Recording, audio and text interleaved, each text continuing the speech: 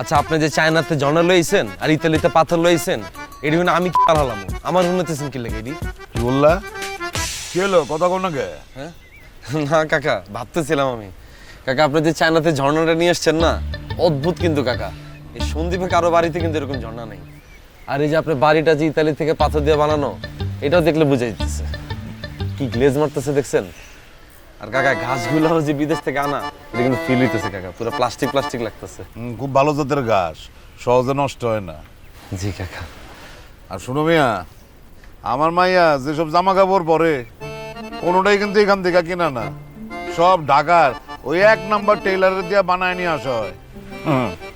আর ও যে মোবাইলটা ব্যবহার করে ওটার দাম কত জানো? 1.5 লাখ টাকা। ওর ঘরে এসিও আছে 2 টন। জি কাকা দেখছি তুমি কেমনে দেখলা? কাকা ওই যে বারান্দার খোপের মধ্যে যে ফ্যানটা ঘুরে না ওটা দেখলেই তো বোঝা যায় কাকা তাহলে বুঝতে পারছো আমার মেয়েরে আমি কোন স্ট্যাটাসে বড় করছি? ওরে ভালো রাখতে গেলে কি কি করতে হইব? সব কিছু বুঝছি আপনার মানে ভালো রাখতে হলে ভর্তি টাকা লাগবে কথা বলো না কেন? হ্যাঁ? আর আমার মেয়েরে ভালো রাখতে গেলে কি কি করতে হইব বুঝছো? হ্যাঁ বুঝছি কাকা আপনি মেরে ভালো রাখতে হলে আমার প্রতিষ্ঠিত হইতে হবে হ্যাঁ, উপযুক্ত প্রতিষ্ঠিত হইলে তারপর তুমি আমার কাছে আসবা, কিন্তু তার আগে যদি তোমার আমি লাফাঙ্গা পোলাপেনের মতন আমার বাড়ির চারদিকে গুড়গুড় করতে দেখি অথবা আমার মেয়ের আশপাশে দেখি তাহলে কিন্তু এই হাত পা ভাঙ্গা সাগরে ফেলায় দেব।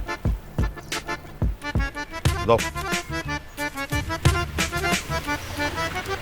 কাকা আসি সালাম আলাইকুম ভালো করে সালাম করো।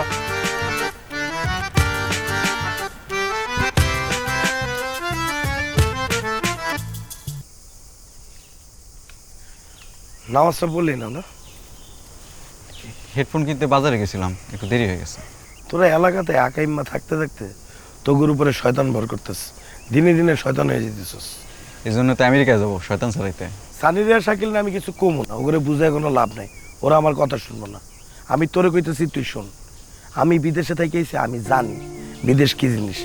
বিদেশ এত সোজা না, তুই মনে করতেছস যাওয়ার লগে লগে ডলার কামাবি কারি তোর অবস্থার পরিবর্তন হয়ে যাব, বিষয়টা এরকম না।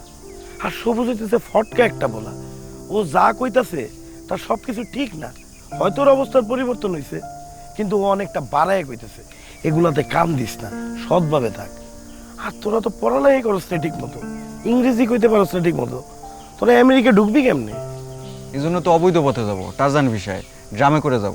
ইন্নালিল্লাহ, তুই কি কইতাছস? তুই বুঝতে পারতাছস? হ্যাঁ, তোর একটা পরিবার আছে, তোর বউ আছে, বাচ্চা আছে। আল্লাহ মাফ করুক, তোর যদি কিছু একটা হয়ে যায় তোর পরিবারের কি হইব তুই বুঝস? তুমি তো বিদেশে যে টাকা কামাই আসছো, পকেট গরম আছে, এই জন্য এরকম বয়ান দিতেছো।